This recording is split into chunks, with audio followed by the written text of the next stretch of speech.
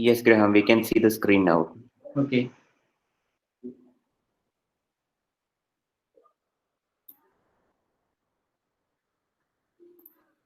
Is it okay now?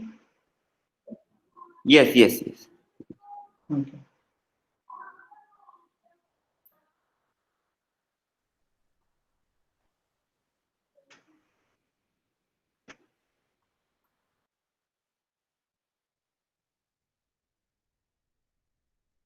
Just let me know when to start, okay? Yeah, sure, sure. I will inform you.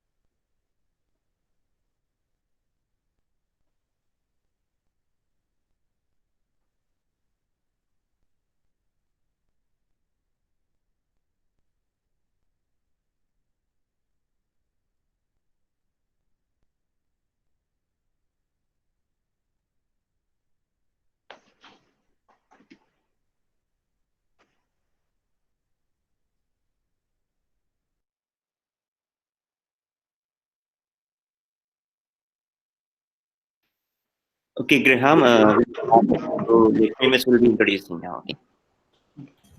Hello, Gopu, am I audible? Yes, yes. Go ahead. A very good morning to all. Welcome to the day 4 of the 5-day online faculty development program, Industrial Revolution 4.0, Emerging Trends in Information Technology, organized by the Department of CSE, Sri Buddha College of Engineering, Pattur. Today, we will be having sessions based on data science, and the first session is titled Data Science, Essential Skills and Tools. I'm very happy to introduce our next speaker to you, Mr. Graham G. Graham is a certified specialist in data science and analytics. Presently, he is doing his research in Department of Computer Science, Cochin University of Science and Technology. He also has several other certifications to his credit. I welcome you, Graham, to this FDP. Over to you. Thank you. Good morning, all. I thank SBC for giving me this opportunity. Actually, this moment I am feeling so happy, especially because I belong to the SBC alumni. Okay.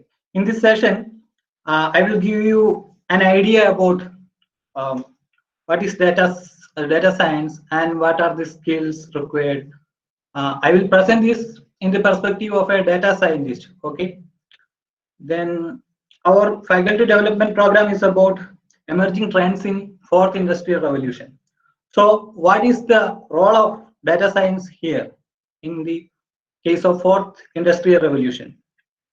So now we can hear something related to data science every day. Even in the time of Corona, we heard a little bit more. Yeah, of course, because of the controversy related to data analysis and privacy issues of our COVID data. It happened in Kerala itself.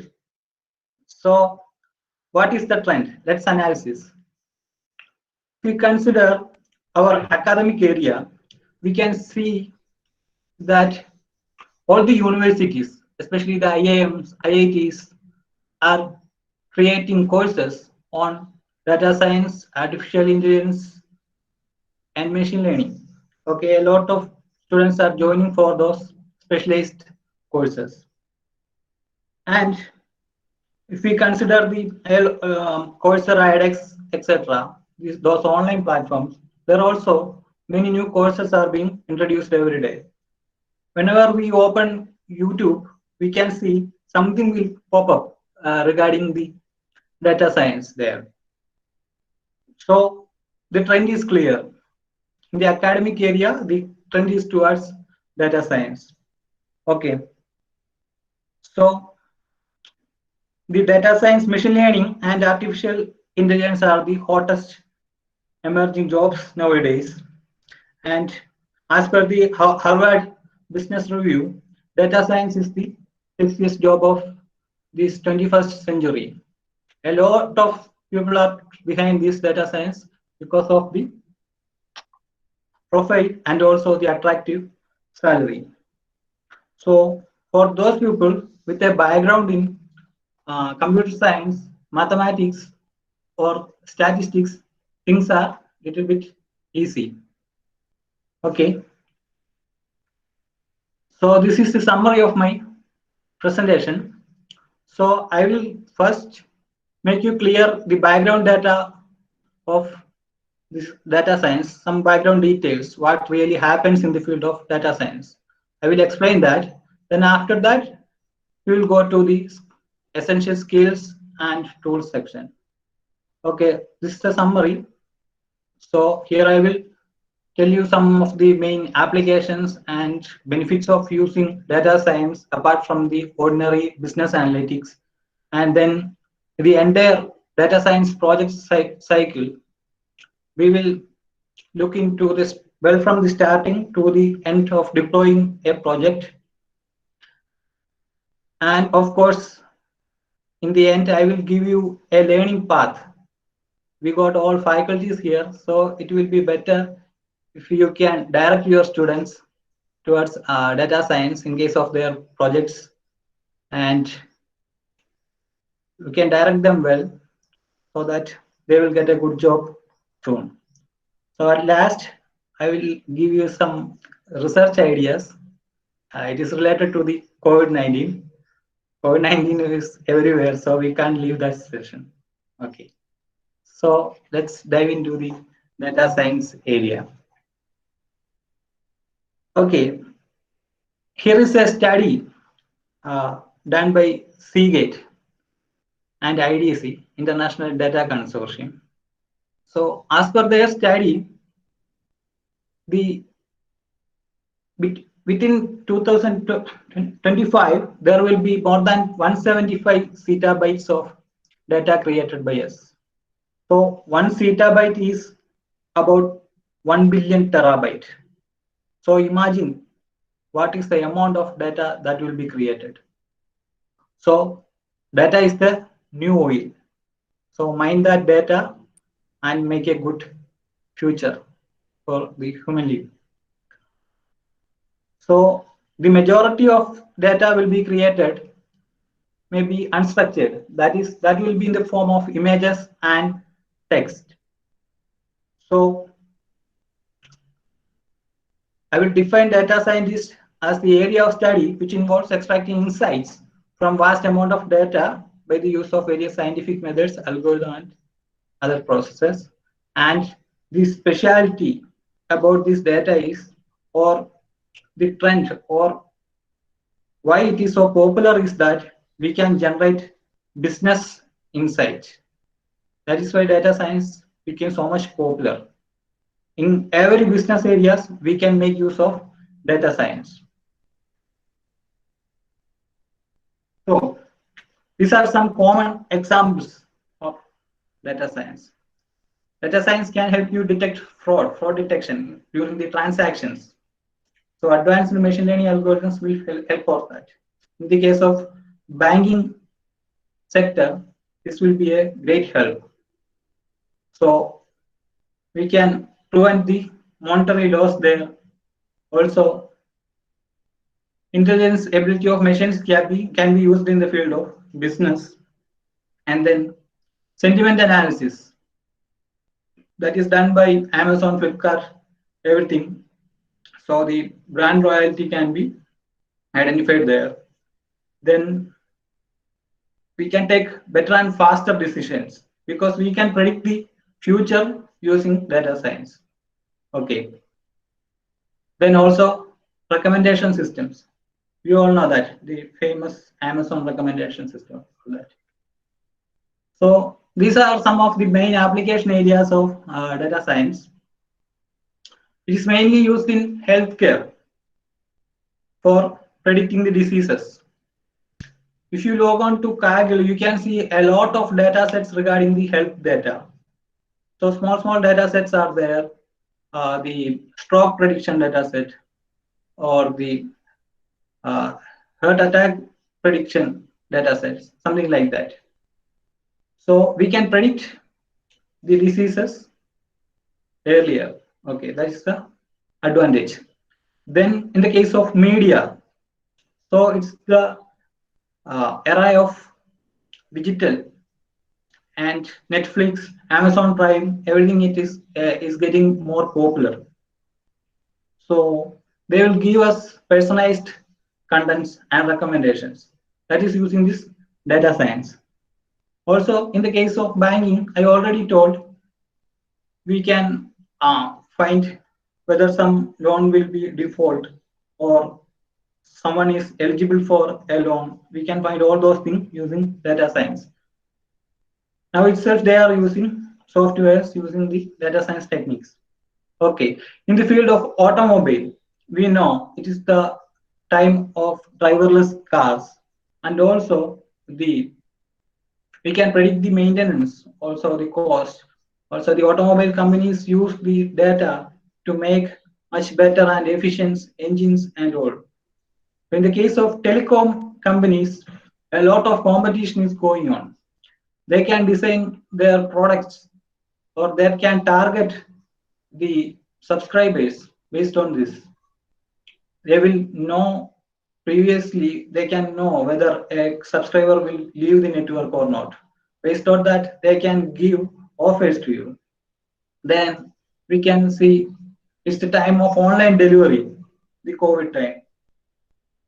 Online food delivery is there also. The goods are delivered to home. So it is getting popular. So the logistic companies can plan their route and they can efficiently deliver it earlier using these data science techniques. Then in the case of airline companies, they can know the flight delay based on the circumstances, and thus they can give notification to the travelers that the flight will be delayed, and thus the traveling uh, experience can be increased. So these are the benefits of data science. So we know a lot of data is being generated. It is beyond the human capability, but the machines can generate insight from that. It is not possible for a human to analyze terabytes or zettabytes of data. So the data science can assist in faster decision making in the case of business. So whether to introduce a product at the right time, that advantage can be made using the data science. So the traditional business intelligence approach is based on data matching and rules. They will not try the artificial intelligence technique or anything. They will check whether the data matches with the past data, and based on that, some rules are there to take action. They will follow that. But the specialty of the modern techniques using data science is that they can create self-learning algorithms that adapt to the trends. If there is some sudden changes in the market, then the approach using data science can tolerate. So here comes the most important thing, the analytics. You may have heard of different types of analytics, like business analytics, and then diagnostic analytics, predictive analytics, prescriptive analytics, etc. So this is the base of data science in the case of a business organization. For running a business organization, all these types of analytics is needed.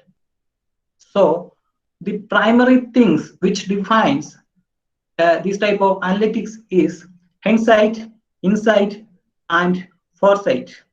Let's get into detail. So what is hindsight? The hindsight is mainly used in the case of descriptive analytics. It gives you the answer to the question, what happened? So it is mainly related to the past data. What happened in the past? Okay. Then you can give answers to the questions. How much was the sale last month or last week? Like for all those past data, you can give answers. Typically, we give these descriptive analytics as reports using tabular reports and charts and dashboards, etc. This is mainly based on historical data. Keep in mind. Okay. Then the next type of is diagnostic analytics. This gives you answer to the question, why did it happen? In the case of descriptive analytics, it didn't consider why it happened.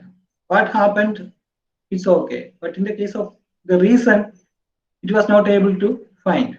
So in the case of diagnostic analytics, we can find the reason. So consider a business organization. Their customers are leaving. So why it happens? Maybe it is because of the poor customer service, or maybe because some alternative, cheaper alternatives of the same product may be introduced during the market. So we represent this using diagrams and then some clustering of customers, etc. Okay, and then the next type of analytics is predictive analytics. So in the case of business analytics, only these two things, that is descriptive analytics and diagnostic analytics, is considered. But in the case of data science, it can predict the future. So there comes the predictive analytics. It can answer for the question, what will happen in the future? So will a customer go? Yes or no? We can answer that. Or what will be the next quarter sales? So these can be answered using the predictive analytics. For this, we make use of our classification, regression, clustering techniques, etc. Okay. Then the last one, it is the prescriptive analytics. How can we make or prevent something? It is based on this prescriptive analytics. It is good to know in advance that some customer may go, so that we can take action to retain them. Okay, like we can give some offer or discount to him so that he will retain, or some price reduction techniques can be applied. But reducing price is not always a good thing, because in the case of iPhone, reducing price is not a thing. There is customer based on quality. Okay. Then we can find that the difficulty in this analytics increases from prescriptive analytics to the prescriptive analytics. Okay. Then you can see a roadmap. This is not a roadmap of a COVID patient. Okay. Actually, this is the 6 primary stages that any data science project will go through. Okay. Let's look at the first one.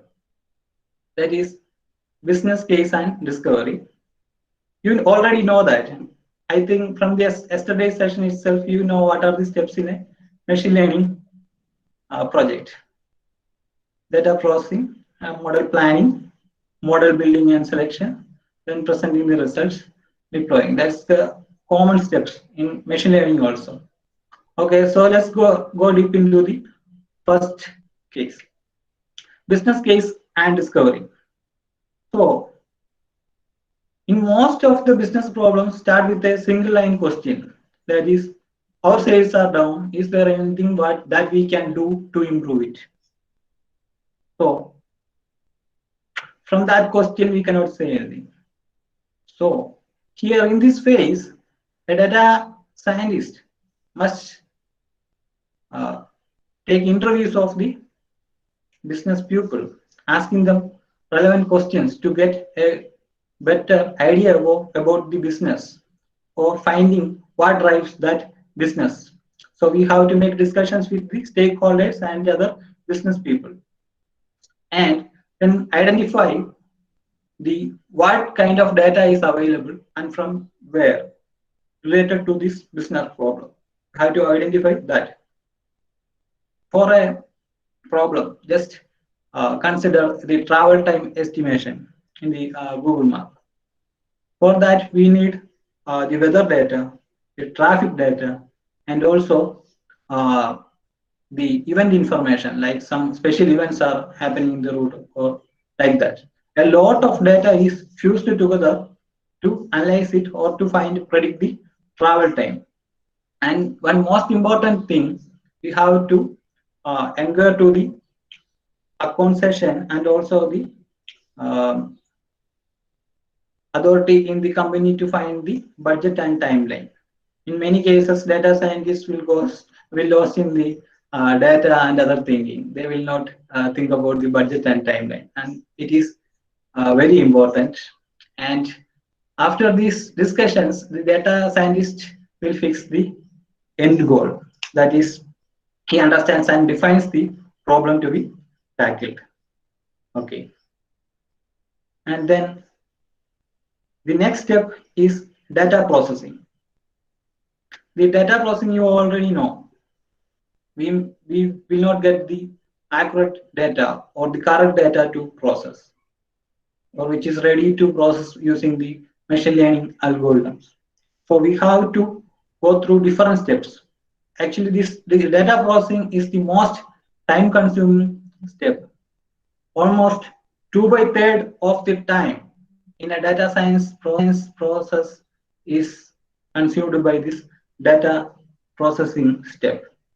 So initially, data mapping. Data mapping means we collect data from multiple sources. It's collected on requirement.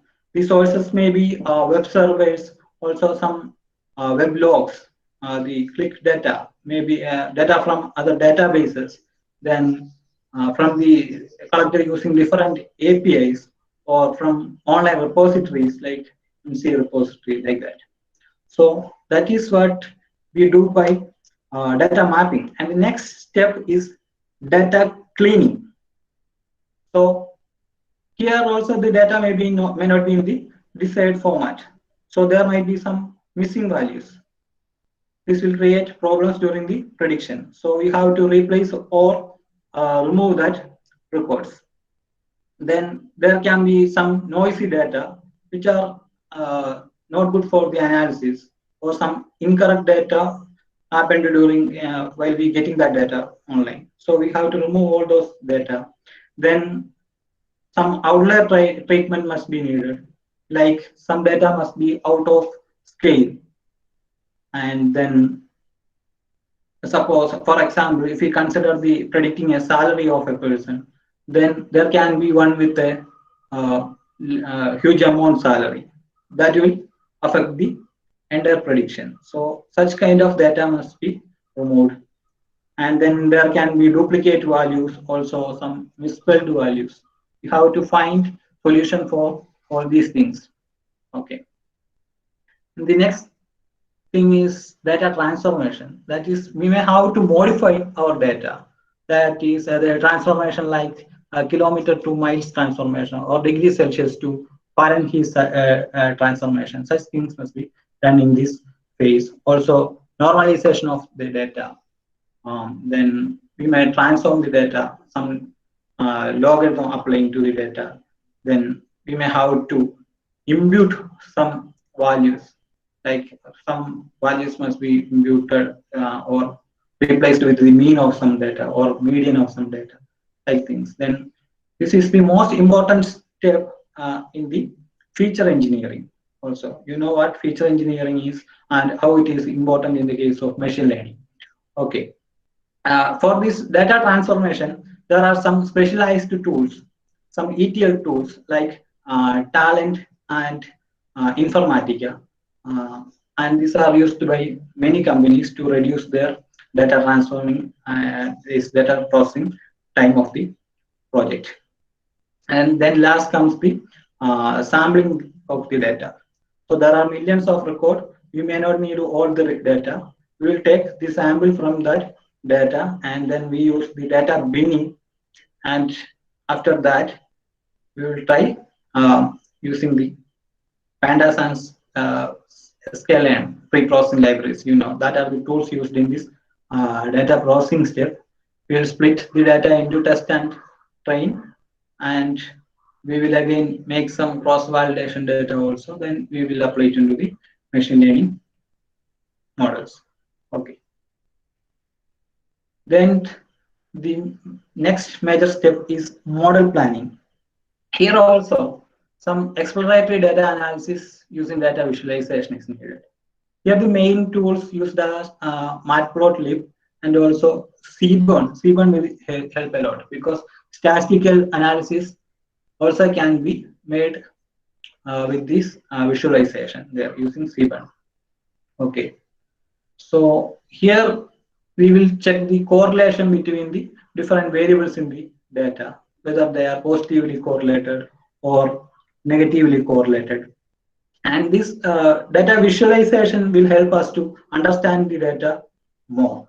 Okay, we may create some line charts, histograms, or by using this we can understand the distribution of the data, whether it is normal distribution or Poisson distribution, or where more data is concentrated using this interquartile range. And also then the next important step is finalize which type of algorithm to use. That is based on the target variable. We got independent variables and target variables. If the target variable to predict is if it's a two-class problem, that is the target is yes or no. In such cases, the outcome is binary, and like the problems whether to buy a product or not, the answer is yes or no. In such cases, we can use two-class classification techniques like the SVM, support vector machine, then logistic regression, then decision forest also can be used in that cases. In the case of multi-class categorical problem, then we can use multi-class logistic regression. Okay. Then there are other methods also like multi-class neural network. Then distant forest also can be used in that case. So we must be having a good idea about all these algorithms and when it is used. After this, we identify or the data characteristics. Okay. Then if there are continuous variables to be predicted, that's a regression problem. We know that. So, for example, if you have to predict what will be the stock price, in such cases, we can use regression. Then, in the case of unusual data points, like some anomalies or some fraud transactions, in that cases, we can use either one class SVM or another method, anomaly detection method using PCA, principal component analysis. Then, if the problem is to find some structure within the data, then we can use the unsupervised algorithms like k-means clustering. We can make use of that. This is a main step in the machine learning project also.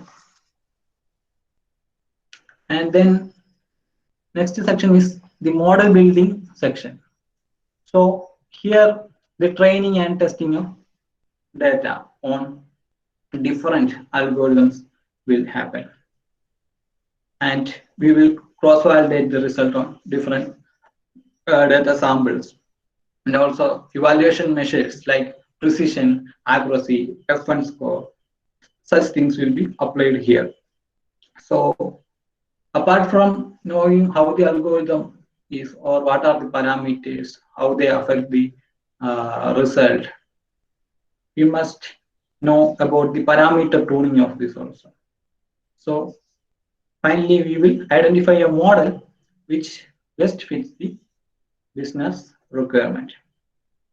So in this model building section, mainly Python is used by data scientists. Okay. And then we can make use of R and SAS also, but mainly Python is enough. Okay. The next is the important step, that is presenting the result to the business people there. So visualization and communication is very important because the business people may not know the technical terms or data science techniques and this machine learning, etc. So we have to explain the results as a story, okay? And we have to explain how the model planning section was done or what is our findings, the correlation between different variables and the causes, then how we selected the variables and how to operationalize our findings to a business model. After this presentation, if the stakeholder approves, then we can go to the next step. That is the final step of a data science problem. It's deployment. So deployment means we will deploy our business model to a machine learning engine. So a data scientist how to assist the deployment team, and then before deployment, you have to test the model in a pre-production environment to check its to check or evaluate its accuracy, precision, etc. And then we will add the model to the machine learning engine. So after deployment also, a data scientist how to monitor and maintain its performance, and he how to take the real-time analytics and make reports and dashboards after it also. Then he have to help in decision making to the business organization. So this is the overall life cycle of a data science project. We started from the business insights and then to the model creation and all, and then finally we came to the deployment. So this is what happens. In between this, we introduced some tools like the case of model building, we can make use of sklearn, and for presenting the result, there are some visualization tools like Tableau. You can also use Excel. I will come into that detailing later. Then for the deployment, Python Flask is better in my experience. Okay. Then comes the skills required. The skills requirement can be of two types. Some soft skills is required. The first one is the domain knowledge. This is the basic thing. That is, we have to understand the business. Okay, the domain knowledge will help us in the data processing stage itself. So we have to find as much as data as possible before we begin a project. We can see some metadata along with the data set itself. If you go to the MCA machine learning repository, then there will be some metadata attached along with the data set. We must study that very well. Okay, and then we must search for the research papers so that we will get a good domain knowledge before starting the business. Okay. Then in the case of feature selection also, this study will help a lot. And then if we do a good research, then we can initially make some hypothesis in the initial stage itself. So domain knowledge, that's the best in every business problem. And then there comes communication. Actually, if we consider a data scientist, he have to continuously deal with people. In the case in the discovery phase, he have to ask questions to the business people and then identify the driving forces behind the business, and then in the case of presenting the result as visualization also, he must be having good communication skills. So he must be able to create stories and dashboards in a way that others can easily understand it. And then he must be well aware of the business terms, because most of the business people knows that business terms. When he says something, the data scientist must be able to understand that very well. Okay, then there comes the analytical skills. For this, the mathematics and the statistics background is a must to have these analytic skills. And then curiosity. This curiosity means always ask questions. Asking questions will give you better understanding of the area. Okay, then curiosity about the domain and the business area, everything is needed. Then there comes common sense. It's not a joke, because see this, breathing has a causal relation to death. It's a fact. And then we will analyze it statistically. And after many statistical analysis, we may come to a conclusion that breathing is the cause of death. This scenario of over analysis or over analysis is called as analysis by paralysis. That happens when we are lost in the data. So in those cases, we have to apply some common sense. Otherwise, there will be some blunders. So be aware of that. Then comes the technical skills needed. So for a data scientist, mathematics is a must. He must be well aware of the calculus and linear algebra, and all the machine learning algorithms are based on this. So learn these things. Then the gradient, it's very important, because the neural networks are based on that, and the vector operations, and then differentiation, metrics, then cost function, likelihood, probability, error function. All these things are important. So we must be having a good understanding of maths, and we'll be having interest towards maths. Continuously learn maths.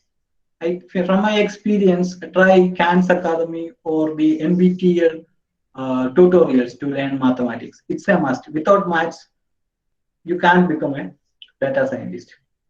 That is, and another thing is statistics. So it is not enough to know only the central tendency measures such as mean, median, or mode.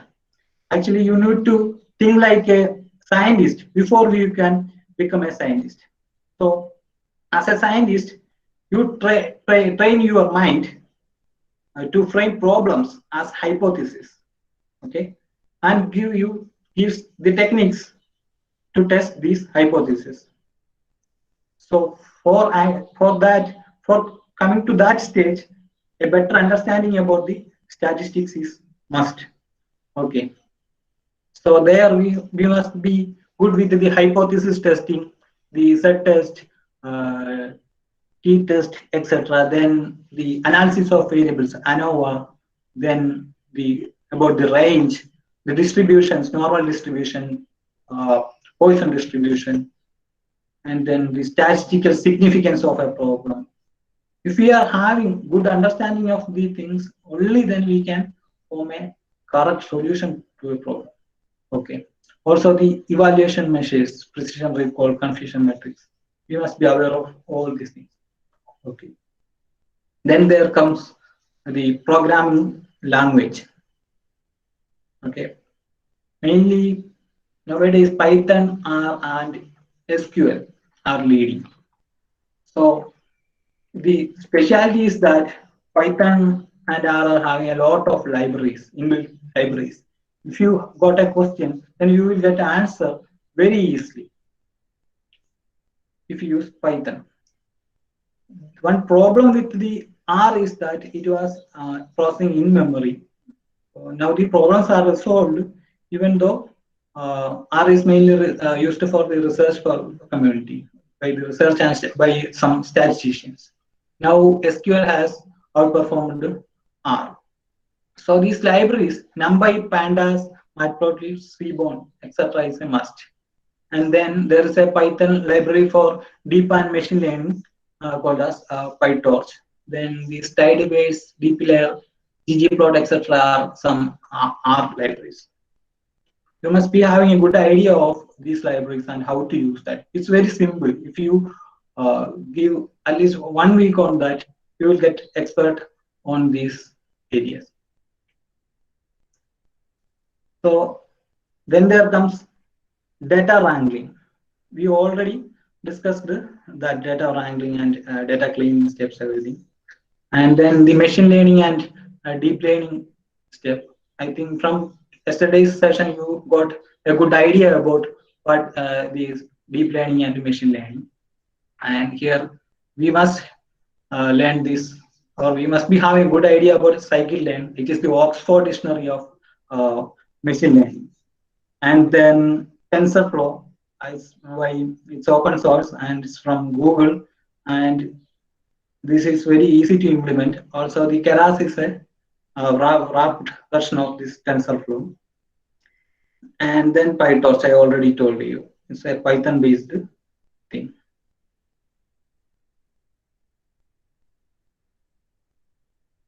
Then there comes data visualization. Here on the side, you can see a visualization. It was done using Tableau. It shows the cumulative COVID cases. So the specialty of Tableau is that the location information is supported in Tableau. Actually, a picture is worth 1,000 words. We know that. So for the exploratory data analysis, visualization is a must. Actually, this data visualization itself is another area in data science. A lot of job opportunities are emerging in the field of data visualization. Okay, a lot of companies requires this Tableau specialist and Power BI specialist. You can check the LinkedIn for the job opportunities. Then the visualization, by using visualization, we can identify patterns and trends very easily, and then we must be aware of how to create various type of plots, then charts, and analyze them, how to read these graphs, or how to get insight from that. That comes from experience. To take data sets and use Matplotlib, Seaborn, etc. Okay. So to convince the company executives also, right decision, also we need to make stories and these dashboards using these visualizations. And the communicating complex results, the visualization technique is better because these business persons may not understand the technical machine learning terms and all. So this data visualization is very important. And if we talk especially about Tableau, it is the number one in the case of visualization tool, and it was there in the Gartner Magic Quadrant as a topper for very few years, and it is very fast, and we can create interactive dashboards, and also it uh, supports insights on the fly. You can simply load data very fast. Within 1 or 2 minutes, you can make good charts, and also you can analyze data very fast. Okay. Then another specialty is that it supports SQL. That is, a query can be directly transformed into visualizations using this Tableau. So this is a very important tool. Then we can connect this Tableau to different databases, cloud databases like Amazon Redshift and Google BigQuery, etc. It's so modern. It supports everything. Then majority of the companies use this Tableau as their visualization tool. For example, Deloitte, Adobe, Cisco, Amazon, all they use this Tableau for getting good understanding of data and also as a visualization tool. And for all the faculties here, if you can download this Tableau online, and if you give your institute details and your ID card something, you will get I think 1 year free subscription of this Tableau. It's a very nice tool. Try this. It's good for data analysis. Okay.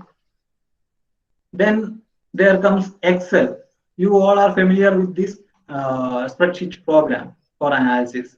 I know it's very easy, as you know, and then it is we can make visually appealing graphs, pie chart, etc. using this. And this Excel supports Visual Basic programming also. And in the case of Tableau, we cannot do data manipulations, but using Excel, we can do some data manipulation also. That is the specialty of Excel. Nowadays, also major data scientists are using this Excel along with the Tableau. Then there comes the Power BI. Actually, the Power BI is made on top of Excel, and it's from Microsoft, and it is a perfect Tableau rival. Okay. Live dashboards and reports can be made using this Power BI, and then it's more user friendly than Tableau, I think.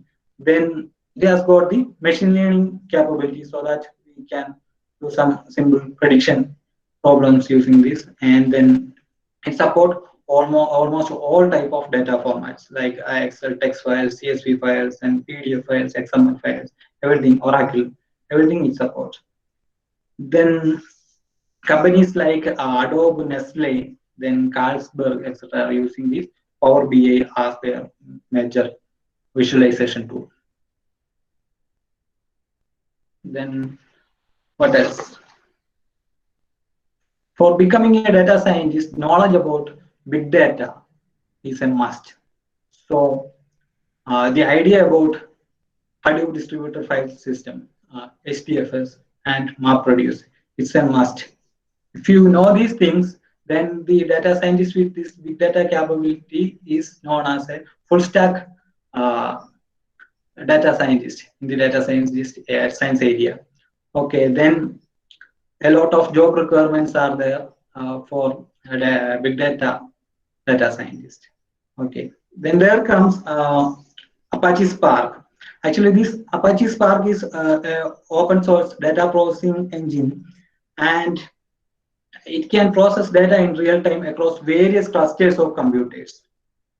And it supports a variety of data sources like the Hadoop file system, and then OpenStack, and then Amazon S3, Cloud, Cassandra, etc. The main specialty is that we can accelerate the analytics on Hadoop. And this is because the data is stored in RAM, random access memory. So the access time and also we can accelerate the speed of analytics. And another specialty is that it supports Java, Scala, R, Python, all these languages supported by Apache Spark. And for a data scientist, it's also a must. Then in the case of Spark, there is a rich set of SQL queries present, and it is fault tolerant because the Spark support RDD, our resilient distributed data set. So it is fault tolerant. That's another specialty. The bigger companies like Netflix and eBay are making use of this Apache Spark for their process. And there comes SAS. I think everybody knows this. SAS stands for Statistical Analysis System, and we can make use of SAS SQL for analysis. Then it can be integrated with the Microsoft Office tools like Excel, Outlook, etc. And then the companies, major companies like Accenture, IBM, etc. use this SAS technology. Okay. Then which IDE to use? You might be having a question. A data scientist can make use of Jupyter Notebook. I personally suggest this Jupyter Notebook because you will get the visualizations as a notebook and also the result in the form of a notebook. You don't have to run every time. The past, whatever we have done is there. And also the Amazon Web Service support the Jupyter notebook operations. And then Spider is there. It's a nice API. If we are doing some deployment operations, then we can make use of Spider, and it's much more advanced than this Jupyter notebook. And then PyCharm for fast programming. There are more suggestions coming, and the PyCharm is best. And then apart from these technologies, many other trends are coming in the data science, like some automation is coming, and also we are towards the cloud. And I think in the afternoon sessions that will be explained. So along with these skills and tools, we must be having some good idea about computer vision. You know what computer vision is. It's being used for these driverless cars and etc. And then about natural language processing also. If you take a job profile posted in the LinkedIn, you can see what are the required skills for a data scientist. Nowadays, they prefer data scientists having experience in computer vision and natural language processing also. So you must be familiar with OpenCV, and then the object tracking, the YOLO algorithm, then the ResNet, the convolutional neural network. You must be having a good idea about these deep learning algorithms for computer vision. Then for in the case of natural language processing, you must learn NLTK. It's very simple. You must add this to your skill set. That will be better. So there are many job roles present in the industry, like data analyst, machine learning engineer, data engineer, and data scientist. We define all these based on the skills, like what the programming tools, then data visualization, data intuition, statistics, ranking, machine learning, etc. If you see the diagram, you can find that a data scientist must have almost all the skills, or it is very important to have almost all the skills, like programming skill, then visualization skill, statistics, then data wrangling and machine learning for a data scientist. After that, there comes the machine learning engineering. You also have to have these skills, especially the maths and statistics skills, as he is dealing with the machine learning algorithms. Then there comes the data engineering. Data engineering mainly deals with the data wrangling and all. And there is data analyst. He must be having the capabilities of a business analyst, like like a visualization skill and also programming and some data intuition. That's enough for a data analyst. And the major challenges in the data science area, because a high variety of information and data is required for accurate analysis. It is very difficult to get this different type of information because there are many concerns regarding this. There are many sensors to collect data, but we may not have access to them because of the privacy concerns. And another issue in the data science area is the there is no adequate data science talent pool. Means we already discussed the essential skills required on the expertise in the tools required, but there may not be a person having all these skills.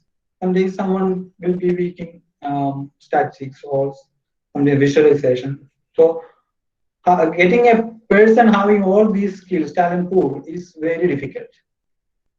Then also the access of data, that is the main problem. Then another problem. So data science results are not effectively used by the business decision makers because the business people, they now also they follow their conventional business analytics and the role based and the data matching techniques. They rely more on that ordinary business analytics. They are more coming towards the data science. I don't know why. Maybe because small organizations cannot afford a data science team. Also, in many developing companies in the field of IT industry, the domain expert is not there. So lack of significant domain experts in the companies is another problem. Also, the privacy issues. We Keralites really know the privacy issues by the corona database controversy. Then, where to study? If you are interested in learning data science, then you will get many online courses in Coursera and DataCamp, edX, etc. But and also the IIT Madras recently started a bachelor's program there. So students can do, I think they can do along with the engineering, all those courses. But I personally suggest you Kaggle. For a data scientist, Kaggle is also a tool. So because a lot of data sets are available in Kaggle. If you are interested, you can take each data set, and there are kernels posted by different experts in the industry, and you can follow those kernels to learn things. Kaggle is enough to learn things. Also, there are some micro courses provided by Kaggle, starting from Python to the deep learning, also the SQL, shown on the right side. All those courses are there free of cost, and also you will get the certificates. So consider Kaggle for learning data science. Here we got all the faculties here, so you can direct your students towards data science and give them assignments from the data science problems. Also direct them to take projects in the field of data science, so that we will have many data scientists from our colleges, our students. Okay. Then the last session, that is the COVID-19. COVID-19, we cannot leave it free because even the health professionals are working hard to tackle this. Along with that, the data science community also are dealing with the COVID situations to help ease the situation for the well-being of humans. So here are some works, recent works. if some faculty is interested in the research in data science area, then the COVID-19 is an opportunity, because there are some recent works like uh, finding the reactions to various kinds of drugs by processing the genomic data. That's a recent work, and also many types of research involving the making a synthetic data to replicate the real data is being used to discover the possible drug or vaccine effect on the coronavirus. That is another new research came in the data science area. Then, yeah, DeepMind, they released a data set unveiling the protein structure of SARS-CoV-2. Then we can predict using that data set, we can predict the protein structure of COVID-19 very accurately. And then the X-ray and CT scan data sets are considered as it affects our lungs. That will be helpful for the fighting against corona. And also the demographic data set is available, so we can detect the hotspots of hotspot zones in the infectious area. That is very important at these situations. Now even we are in the brim of a community spread of this coronavirus. Then the major companies like Hopkins University, IBM, and Tableau, they released a database that uses real-time graphic information. By seeing that, you can see the details about the patients affected all across the world and how much of them are recovered. You will get that information from the WHO released interactive database. Then there a lot of data scientists worked on that project. So they were able to efficiently move or suppress the spread of the coronavirus to a large extent. So then, yeah, a lot of data regarding this coronavirus is being generated nowadays using the Arogya Setu app, then Singapore's Trace Together app, and also the Corona Watch app. They generate a lot of information. I am sure that in the coming future they will help a lot to tackle the problem of spread of this coronavirus. Then the Carnegie Mellon University built a model that processes data from several sources, like from the online web data, the Google searches, Twitter tweets, everything to predict the spread of the virus. So if someone is interested in research in this area, you can try these data sets. And also, as like every other businesses, data science area is also affected with corona. You may be wondering why. Because the present business models are all based on the past data and then predicted based on that trend.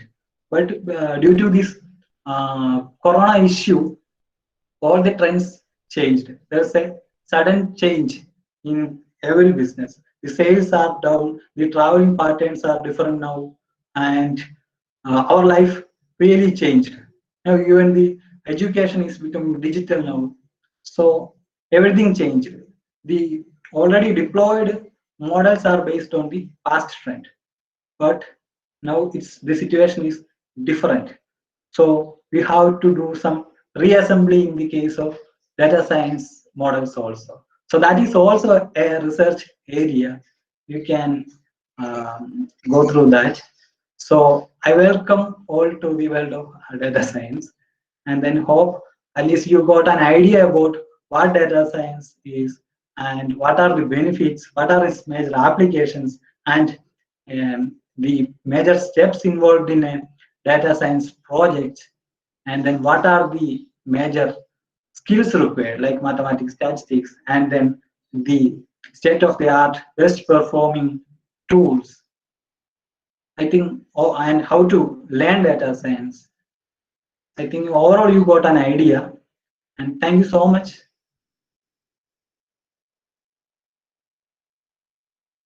Hello? Hello? Yes, Graham. Hello. Yeah. Okay, thank you, Graham. Now we'll be having a question and answer session. If you have any questions for Graham, you can post it in the chat. Okay, we have one question. Graham, are you there? Yes, yes. Okay, how about using Orange or RapidMiner for data mining? That's the question we have. How Okay. about using Orange or RapidMiner for data mining? So RapidMiner is a good tool because we can do all these processing from the data wrangling process to the data mining. Everything can be done on this RapidMiner. A single tool, we can do all these steps in the life cycle of the data science project. From the first beginning processing to the deployment, everything can be done using RapidMiner. And a lot of companies are using this RapidMiner. I will tell you the specialities. It's a software platform which which we can use drag and drop specialities there in the case of RapidMiner, and more than 1,500 operations for data analysis is present, and companies like PayPal and United Health Group are using this RapidMiner. It is getting popular nowadays very well, and it's a specialized tool, but I will not suggest RapidMiner if you are a data scientist. If you want to becoming a data scientist, okay, try the conventional Python and other models if you want to learn data science, okay. Otherwise, it's a very easy tool, RapidMiner, but I won't suggest that for the learning purpose. As we all are faculty, I am saying this. Okay. Hello. Hello. Okay. Now, do we have any other questions? If you have any other questions, you can unmute your mic and ask Graham. He will only be happy to answer.